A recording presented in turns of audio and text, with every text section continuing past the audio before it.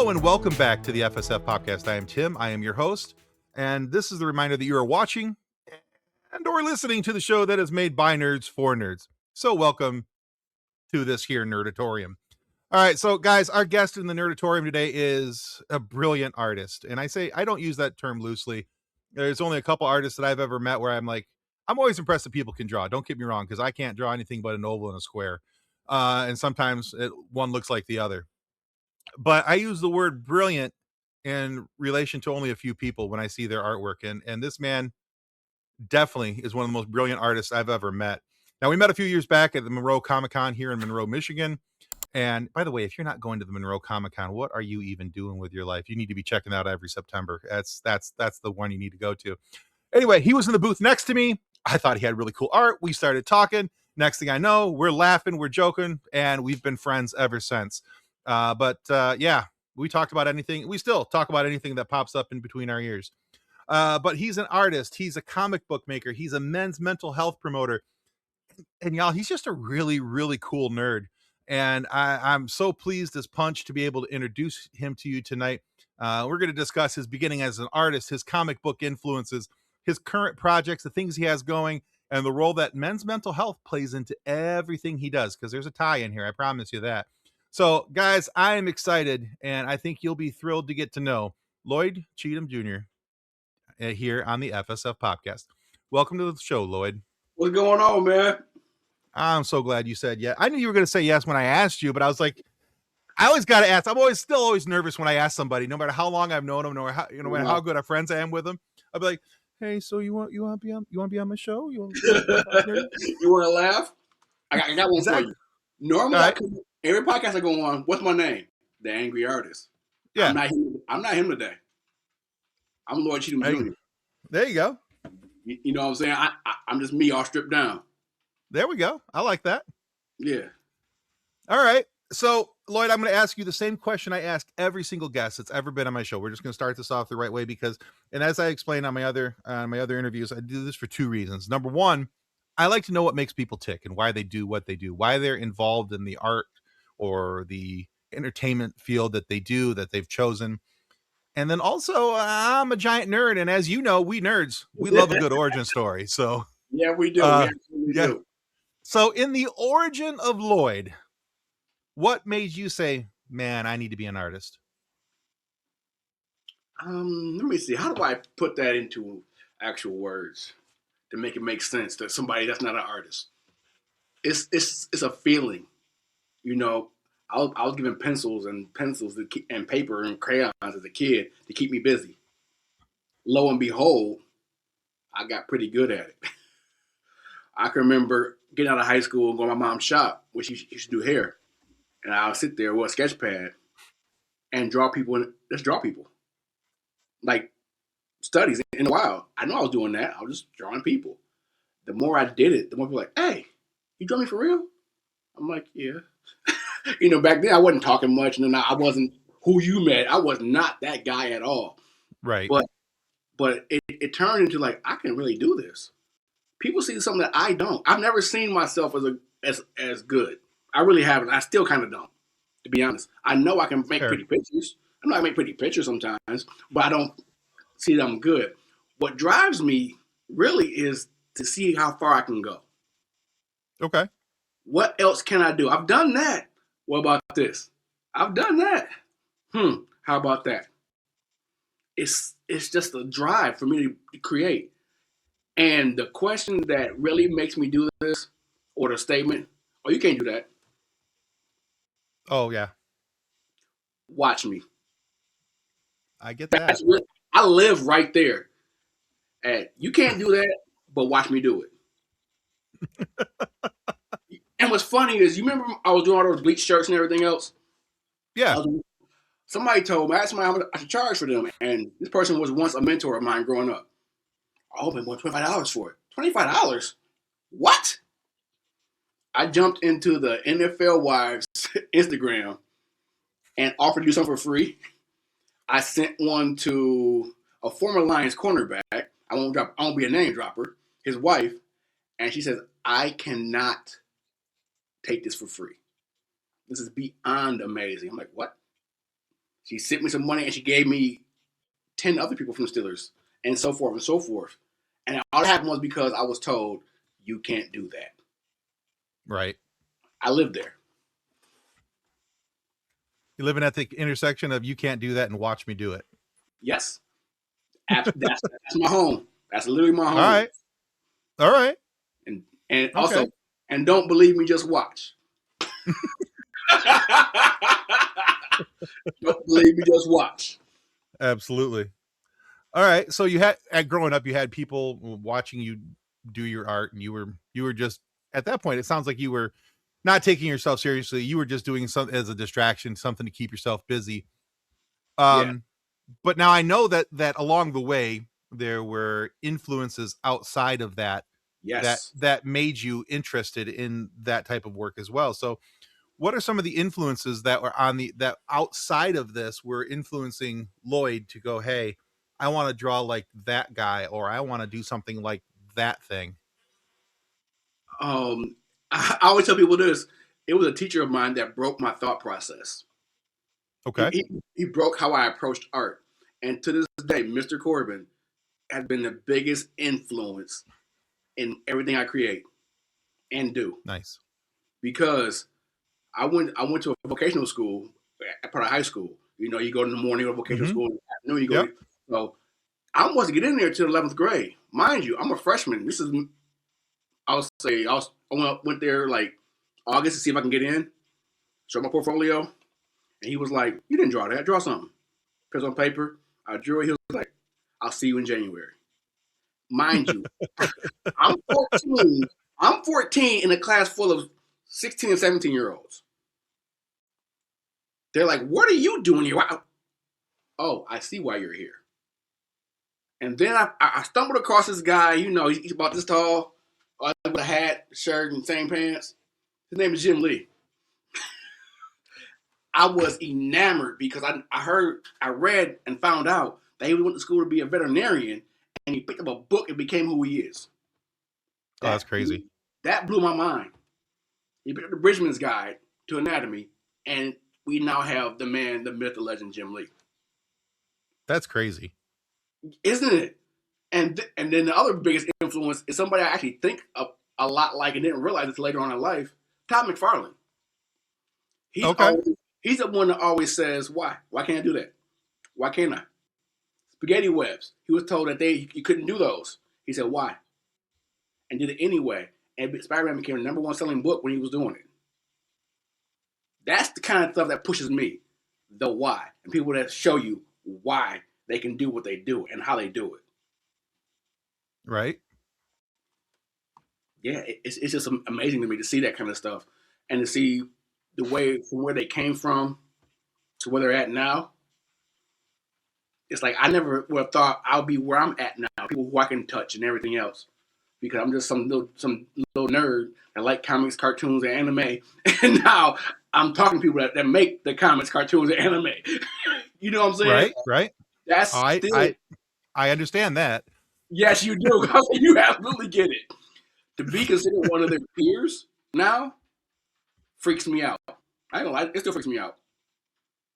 Yeah, I can see that. I mean, I've had my moments where the people that I have admired from a distance, having them on the show, talking with them, and having the opportunity to pick their brain and talk with them and find out what's going on and how they do and why they do, and then having them recommend. That's kind of the cool thing is that a lot of people don't realize this, but a lot of the people who have been on my shows because another guest appreciated what I did and how I did it, and they recommended me to their friends. Right. I think that sometimes people don't understand the power of doing your research and your work and trying to make sure that what you're putting out there is of quality content. And that applies to both what you do and what I do as well, making sure that you're doing it the right way. But so you brought up comic books. So I'm going to ask you, what were you reading as a kid that made you want to go, oh man, that looks like it would be fun? Because you mentioned comic books and that you loved them. And I know that you still do. And because you've shown me a couple things. And I've had to check out a few things because Lloyd's like, "What do you mean you haven't read that? What the?" And I'm like, "Yes, sir. I'll go read it. I'll go report back." And part the journey originally, believe it or not, the first book I can remember actually going to get myself was Suicide Squad. Okay. An old version. It was a store around the corner from where I grew up at. Going to high school, it was like a little mom and pop store. It wasn't a comic book store. It was a mom and pop grocery store, and they had a comic section. I didn't have to go across town to get to. Mind you, I grew up in inner city Detroit. Comic book stores were not prevalent at all. They weren't close to us. For me, I'll walk 2 blocks and go get some books. I'll get that. I'm like, oh wow, this is sweet. This is sweet. And then all of a sudden, that guy Toddy Mack dropped the redrop of freaking Spider-Man. He reached out over and did the one where he's in the cave in the black, and I was like, oh my God. I was hooked. Spider-Man became my guy for so long.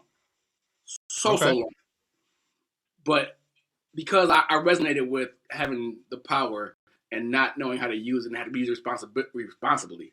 Because I was not only because I was creative, I was a smart guy. So I was pushed away from the comics and creativity. They didn't want me doing that. They want me to use my brains. I didn't want to do that. that wasn't what I wanted to do at all. At all. I studied Spider-Man. I studied the way he drew him and everything else. And then fast forward to now, when I watched his sci-fi documentary, I could have been sitting there answering those questions because he answered them the same way I would have. And it blew my mind because he always said, well, why can't I? Why? Says who? I'm like, dog. It made sense then. And then I guess the older I got, my taste in comics changed and the stories and the way that people were taking it. Spider-Man was still cool, but then this guy started drawing Batman. This little short Asian guy drawing Batman. And it looked so cool, and I never really looked at it like that until Jim Lee started drawing it. I didn't really. Frank Miller was cool, yes. But when Jim Lee started drawing, I was like, it sucked me in. I've been hooked ever since. Absolutely hooked. All right. Cool. All right, so let's keep talking about comic books, but let's flip the script a little bit and let's talk about your latest book. Now you're working on a book, and guys, I've got to see a few sneak peeks of this, and it's called Brother to the Night, and I can't wait for this thing to come out because I will be buying a copy as soon as it's printed and ready because it is that good. The artwork on it is, like I said, he's a brilliant artist. I can't. But yeah, it's really cool, and I'm very excited to be able to sit down. I've read snippets here, a little piece here and a little piece here, and I can't wait to see the whole thing, how it all comes together and everything. And I'm very excited about that. But if you would, Lloyd, take our audience through Brother to the Night and explain what they can look forward to with it and where the concept for the story came from. Okay, well, first and foremost, the book became a grudge between me and myself. I was fighting myself. Because for me, comics were something I like to draw pinups and covers and posters and stuff like that. For me, drawing an actual book felt like work. It felt like I was doing a job. And I've tried multiple times. But this time, with this book, the way I wrote the story is everybody says their character has to have some kind of wound. I'm like, no, they don't. He's like, yeah, they do. I said, no, they don't. No, they don't. And you know what happened then, don't you? Watch me prove them wrong. Watch me do this.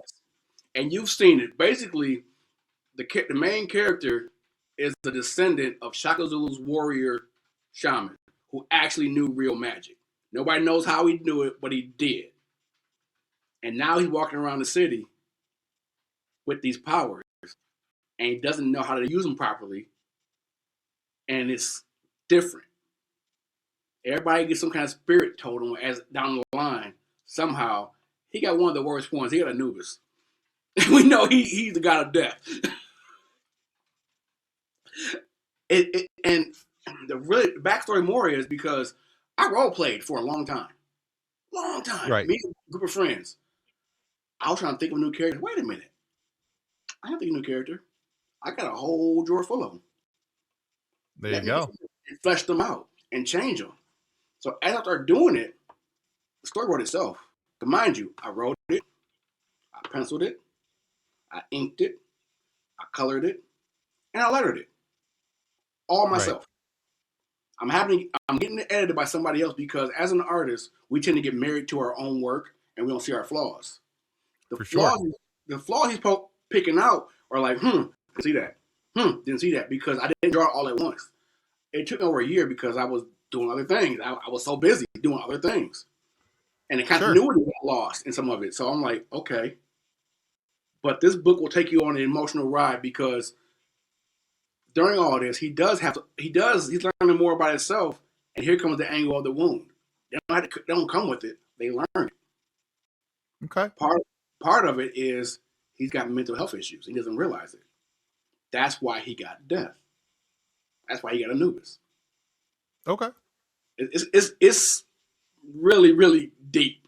There's a lot of Detroit references. That's where I grew up at. When other people read some of the script and everything else, they immediately start laughing because they got it. He's saying people saying "What up, doe" and all that lingo from around here. You even caught a couple of them. Right. So it's kind of like that I'm here moment for me. I All right. actually I opened up in Clip Studio and did the 3D view of it. I started flipping through it. It freaked me out. I got chills because like, dang, I did that. Not we, not us. I did that. Yeah. Somebody said, well, why don't you use somebody to help you? I said, because I got to be able to show them what I want down the line. I'll give them a map now. If you can't do it to this level, I don't need you on my team. No, that's fair. That sounds arrogant and cocky, but that's why I worked so hard on it. First and foremost, I was a colorist. I loved to paint, draw, and all that. Comics came second. Okay. My friend group and everything else, everybody drew. One of us inked earlier, one inked, one pencil. I colored. I delved so deep into coloring that I remember going to Chicago and meeting Brian Haberlin and getting his original CDs on how to color comics. Okay. Fast forward, I see him at a convention. I said, look what I got. He laughed so loud. Because you still got that? I said, yep. Because it's still, the fundamentals are there. I let somebody borrow it. They said, how'd you? I said, this is what I learned on. Check that out. Okay. I'm about that too, about giving back and bringing people to where I'm at because I didn't have that. I didn't have a me, per se. I had teachers, yes, but I didn't have a me. But that makes sense. No, it does. It does. And just to clarify two things from your comments there. Number one, it's not arrogant that you want to have things. I think if you're going to have your name stamped on something, it has to meet your level of expectation. So I don't think that it's arrogant by any stretch of the imagination for you to say that you're giving a roadmap and saying that this is the level that you want them to be at. I think that's just fair. I think that's only fair because again, your name is stamped to it. And so that's cool. And then secondly, I think it's really cool for somebody to be able to look back and say, I didn't have this. And so I want to make sure that I'm doing that for somebody else. And this is a conversation that you and I have had a couple different times about the importance of promoting others and helping others, and that promoting somebody else is not a loss for you. Promoting their wins is not a loss for you. You know, there's the old saying, your rising tide floats all boats. So you're not sinking your ship by helping, pull somebody else's along. So if you can, it's a great thing that you can do it. So, I think that those are both points that need to make sure that we stick out, because it's not being selfish. It's not being arrogant. It's not being any of those things, to make sure that if your name's going to be stamped to it, there's a quality level that you want. Cause I can guarantee you that, you look at any of Jim Lee's work, Stan Lee's work, any of those guys, it had to meet a certain level of expectation in order for their name to be attached to it. I agree. So if you want to put Lloyd's name on it, it's got to hit a certain level, and that's fair. That's true. That's absolutely true. And tapping in on the part about giving back and everything, I started going to a art thing once a week. It's called the Detroit Fine Arts Breakfast Club. It's fine art. I do actually a lot of oil painting and charcoal and everything else. Mm-hmm. A couple of seasoned fine art painters tapped me to ask me. I was a little intimidated. They're asking me questions about how to illustrate. I'm like, whoa, really? They say, yes. How do you do that? I'm like, I got the what's the name? The Britain's Guide to Anatomy. I'm a what's the name? Dave Finch Slappy. I watch a lot of Mark Brunet. I said I'm a constant learner. I said I didn't get here and was happy. I said I'm at 5. What does 6 look like? I got the 6. What does 7 look like? I think the 7 say, Right. yeah, I'm right here. Most people get to that point where they feel successful and they stop. They get comfortable, complacent. Yes, Yeah. Only way I can think about it now in modern terms is I'm like Solo Levelins. I'm the new I'm Solo Leveling because he wants to keep going. Keep going. That's me. I want to keep going. See how far I can go. Exactly. I'm surprised you didn't break out the CDs and go, you should just watch these. I actually directed them to the website. They're free now. Oh, there you go. Get your own. They're free now. He's got a whole new thing he's doing. He said, yep, those are free. I'm like, wow. When I pay $80 for them back, man, I'll kill you.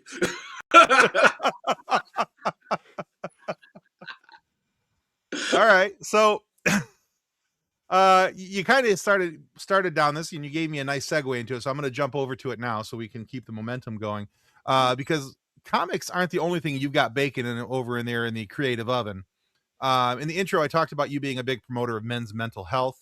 Now, one way you've done that is the creation of music set to lyrics on the topic of men's mental health. Yes. And you do this with a pen name. Now, why have you chose this medium to explore the topic of men's mental health? And then secondarily, why is this topic so important to you? Well, because I use that medium because what else gets in your head all the time? You always have something in your head. It's a song in your head all the time. True. I don't care who you are. True. You hear something. And being that I have written poetry, I have done that down that road. When they introduced and mind you, I can produce Fruity Loops. I'm great in there, but I can't sing for a word. I can't sing. I'm not even gonna try. Nope, that's not my thing. I stay in my lane. I'm right here. But when they gave me the ability to get an AI voice that I can tailor the way I want it, and they produce it the way I want it, and sing my words and me hear my words, the first time I heard my words being sang, I got tears. I can't lie. You heard how I wrote him. His name is Trevin Jameson. His name is Trevin Jameson.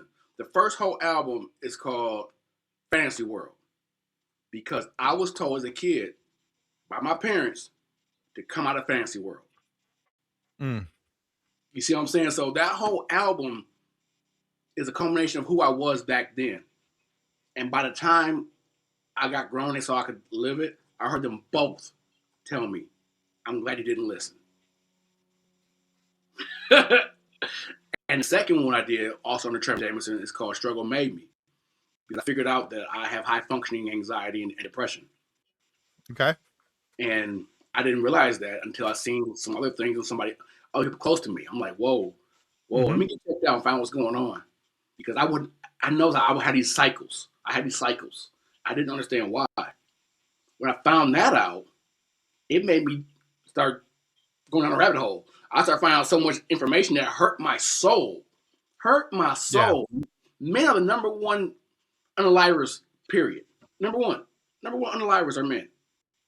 Why? Yeah. You know why? Because we're told we gotta be a man. We don't cry. What's your emotion? Push that stuff down. Deal with it. Shut up. You're a sissy if you do. Exactly. And now? No. Not me. Whoa, not me.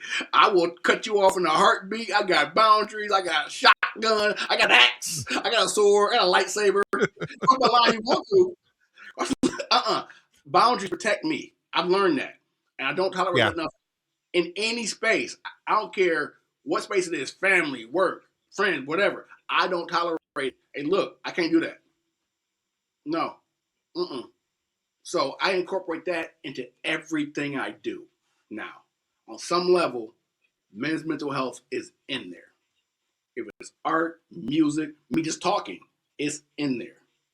Yeah. My podcast partner told me, I'm tired of talking about that. I said, so, taking that.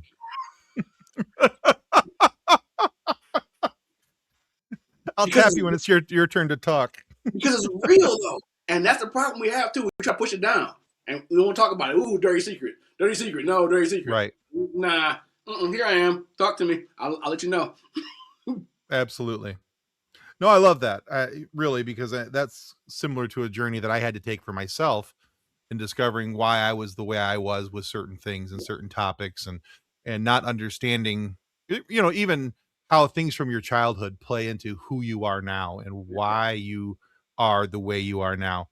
Right. And there's so much of that is locked away in your psyche, and that you need to unbox and sit down with. Now, did you go to any type of therapy and, Yes, I and talk do. with a therapist? Yeah. And what's cool about it is through my union, we had free therapy, free online therapy, like virtual therapy.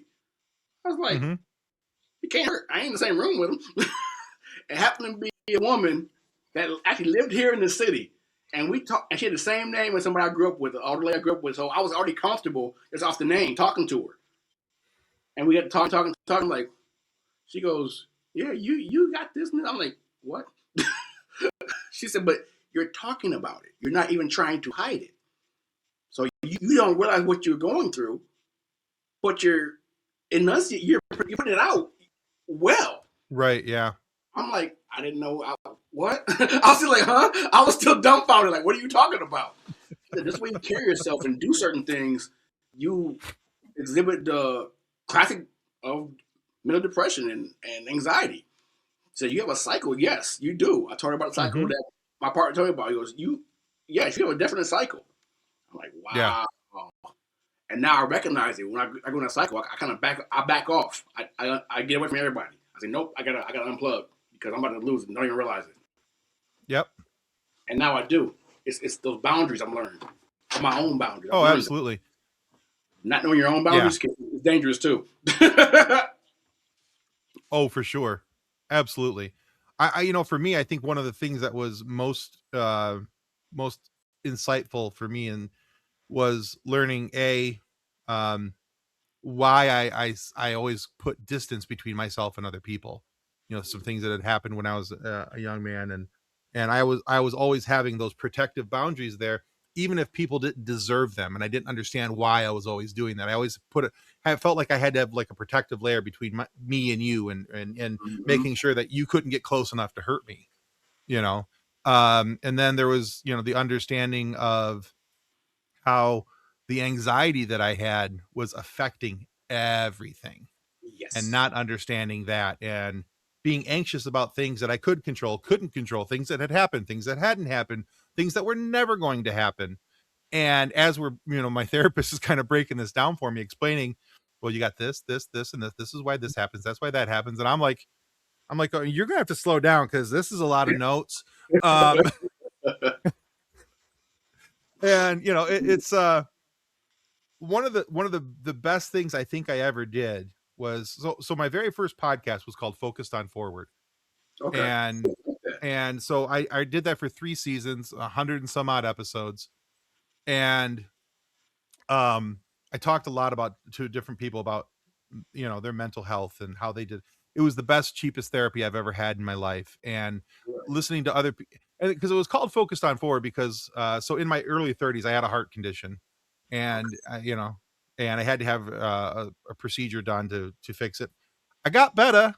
Right. Anyway, but my wife and I, we're the thing that we'd always say to one another is, well, there's nothing else we can do about it, so we're just going to focus on moving forward. That's all we can do. You looking back ain't going to do any good. There's a reason why the windshield is bigger than the rear view mirror in your car. Talk You about it. know, you know. And so, um, and then when my daughter got sick and everything with her, all we could do was focus on moving forward. There's nothing we can change, that we can't change anything that's happened. All we can do is handle what's moving forward. And so I call it Focused on Forward, because when I had people on the show, it was talking about, yeah, we talked about what had happened to them and why, Mm-hmm. but then every single guest, okay, but when did you start focusing on forward, and how did you do it? I like And so, that. so it gave, so if you were one of the people that were struggling with mental health issues, or you were struggling with some type of assault, because we had a couple different people dealing with assault, different forms of cancers and other horrible, godforsaken diseases. How do these people deal with moving forward, and why do they choose to move forward? And for me, that was the most insightful thing, because I'm talking to people, and you should not that I was like comparing traumas, Right. but at a certain point, you kind of go, okay, well, if they could go through that, That part. what else can I do? How can I use what, man, I was sitting there, and this was an audio only podcast for the most part. I did a few live interviews on YouTube, but man, they'd be talking. I'm over here just scratching down notes, just writing. Oh, that was a really good idea, and we're gonna try that later. It Yeah, that works. Listening to does. how other people get through things and everything. Some of the stuff that they suggest, yeah, it won't work for you just because of your personality, but that doesn't mean that you shouldn't talk to people about it. Doesn't mean that you shouldn't, have that conversation. And in all honesty, guys, if you're struggling with your mental health at any point in time, please go talk to somebody. Maybe it's not a therapist to start with. Maybe it's just your best friend. Maybe it's, you guys are sitting down over a cup of coffee and you just need somebody to talk to. Find somebody that you feel is a safe space. Sit down, talk with them. Reach You out to me. need to I'll talk to talk. you. I will talk to you. Reach out to me. I have no problem with that. Absolutely. Reach out to Absolutely. me. I used, I have no yep, problem. yep. I used to tell Good. people that on my podcast all the time. Message me, let me know. I'll give you Yep. my phone number. We'll talk. Yep. So, but yeah. So Yes. yeah, I think that the biggest thing is, we talk about stigmas all the time in conversation. And if we're going to lower stigmas, how do you do it? Well, what we're doing right now, we talk about them, One you know, conversation at a time. One at a time. absolutely. Absolutely. So, I mean, for you, when it comes to mental health, can you think of like any one thing where you look at it and you went, this was probably one of the most insightful things that happened for me to help me move forward? I'm gonna be this. When I lost part of my finger, Okay. it snapped in my head. I bought a house that needed to be redone, needs work. I'm down here cutting my own cabinets, my everything else, because I have labor, carpenter, I do all that. And I didn't freak out. But all my life, I've been ambidextrous. I've been ambidextrous. I've been able to just switch hands and do whatever I need to do. I couldn't do that anymore. At first, I got even more upset. I went way deep down because I was like, oh, God, now what am I going to do? What am I going to do? Just wait a minute. I got this hand. I can still paint. I can still draw. Right. It kind of helped me turn the corner and start figuring out that I can be better. I can still do more. I wasn't quite there yet, but I could do better. And that was and I keep trying every day. I can't say that I'm okay all the time. I cannot. Oh I'm not. yeah. No, I'm not. But nobody can. recognizing when you're not is the key. Yes. If you never know when you're not okay, truthfully, you're a ticking time bomb. You're not wrong. So yeah, learning to cope and move forward, like you say, move forward. That was my moving forward moment when I realized what I could have lost. Yeah. Okay. It woke me wide open. I'm like, yep, I'm nope, taking none of this for granted anymore. Because this is a gift I was given. This creativity, the ability to speak to people and everything else. Oh yeah, I wouldn't do that either. The talking to people stuff, nah, no, no, leave me alone. Leave me alone. I want to talk to you. Now, Yep. I talk to everybody. You see me in action. I harass everybody equally. You cannot shut this man up. There is not a muzzle. There is not a muzzle big enough for this man. No, and it's weird. I'm like, because last night I had a meeting. We're doing some stuff with some men's group here, and one of my best friends, I've been knowing him for 35, 36 years. He got up there talking, and they had me come up. I'm like, okay. He looked at me like, what the heck? Where'd you get that from? It felt like I was being a motivational speaker to myself, but I was speaking to them. It was weird. It was coming out of my mouth. Bro, it's for me. Well, I sat down. He said, boy, I'm so proud of you. He said, I didn't know you had that in you. I think that's where some of those best TED Talks come from, where you can tell the person's talking to themselves. Yes. They're, what they needed to hear, that from somebody. Yes. It was amazing. It was amazing for me to be able to do that. Okay, I had no problem with it. I'm good. Right. But it's not something I think you would have been able to do, years back based on what you were telling me. Oh, there's no way I could have done that. And he said that, he goes, "Yeah, you've grown a lot. He says, I've known you since you were 14. No, this is not happening. That was never happening, ever." He says, That's "Now, awesome. now, mm-mm." He said, "You almost are a preacher." I said, "Stop that.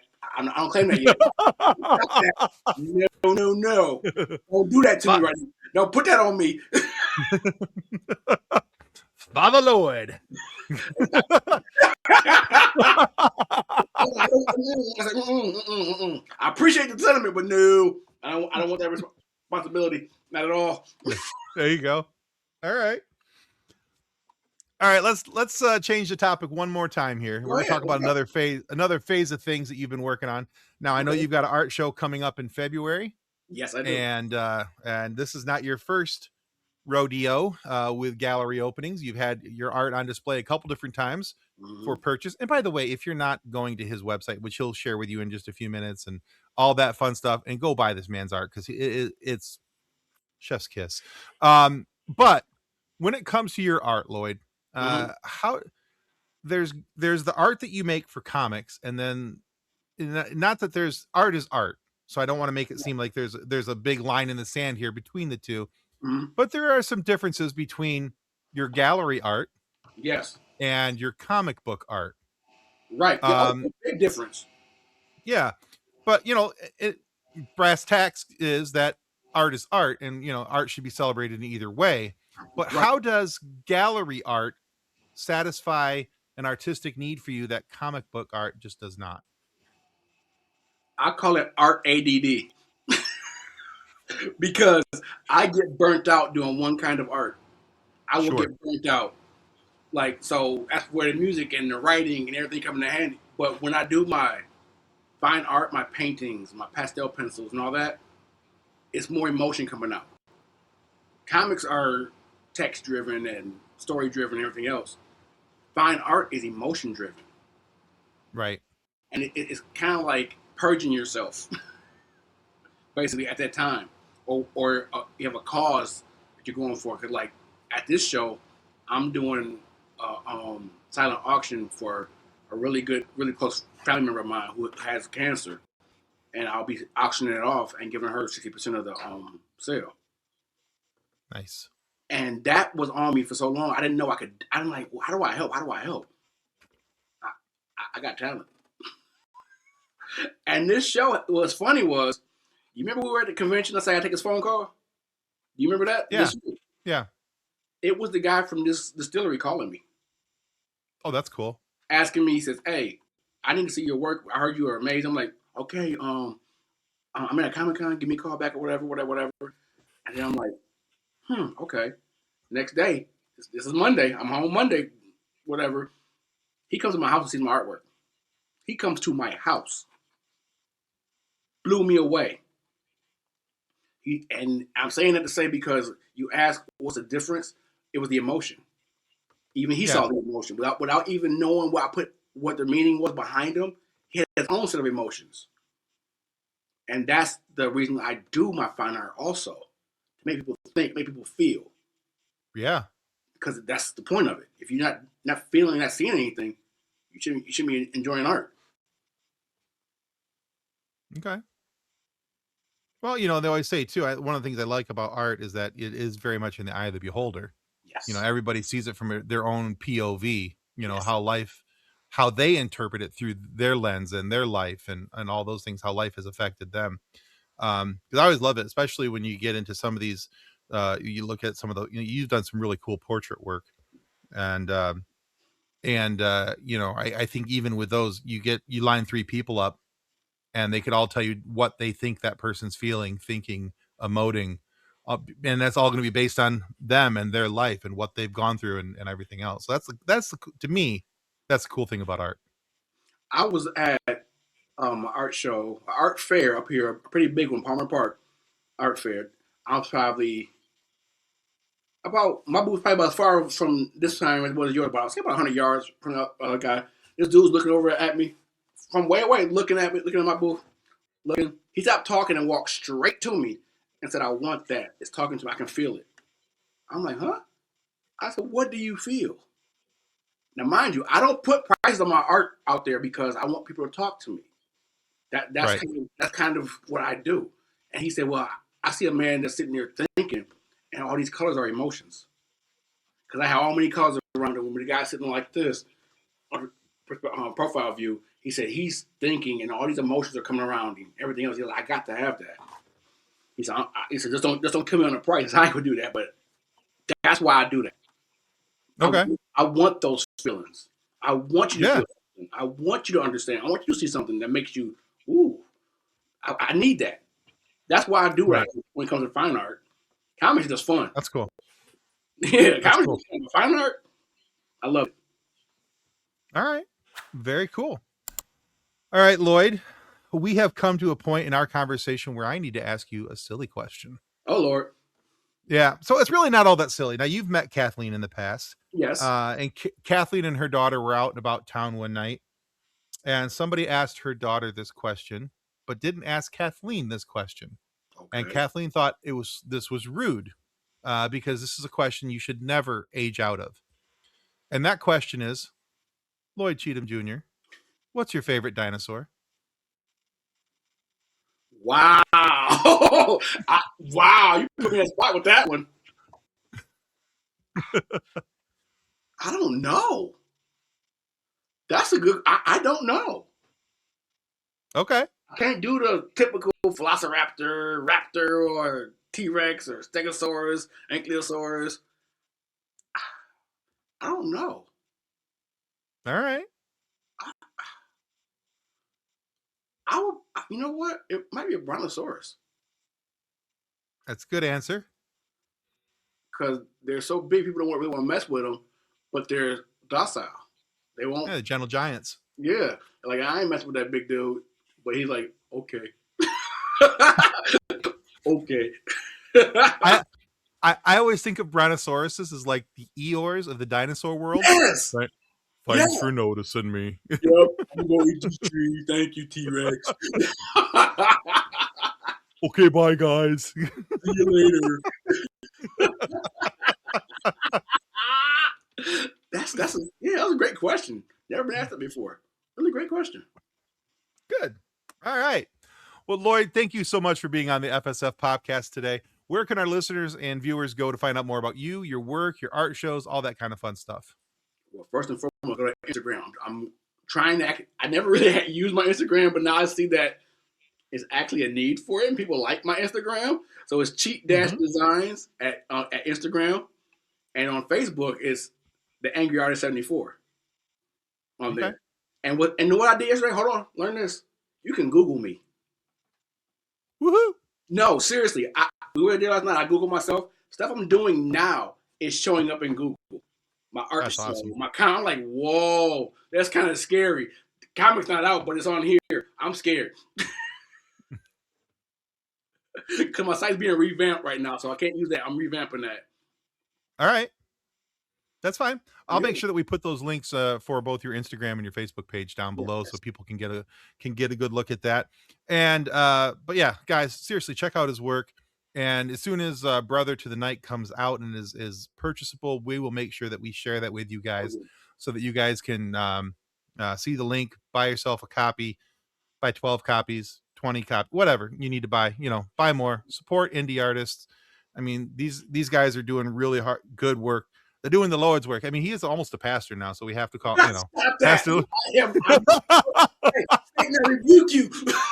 And what's funny is I'm watching Supernatural right now. You want me to share you? Yeah, I can do that. I had no problem with it. I don't mind sticking nobody. But I do have a caveat about the comic book. I am ordering 25 sketch covers. Nice. Yes. Those are going to be premium because I'm going to do whatever you want on them, basically. We'll be going on those. That's very cool. All right. Yeah. So once you get those and we're ready to rock and roll with those, you let me know and I'll make sure that we share those out for everybody. And so they can get a look at that. Yes, so sir. All right, guys, if you haven't already, this seems like a good time to remind you that following our show is the most important free action you will commit today here on YouTube. It costs you 0 George Washingtons, no pesos, no yen, whatever dollar amount you're using. It don't cost you, no drachmas even. Yeah, follow us. It's completely free, and it helps us get more amazing guests like Lloyd here today. Appreciate To it. have great conversations for you guys to be able to listen to. So check out our show, check out our guest, follow his art because you're going to want to keep close tabs on Lloyd. This elevator only goes up, and so check out Lloyd's work, please. Appreciate Now, absolutely.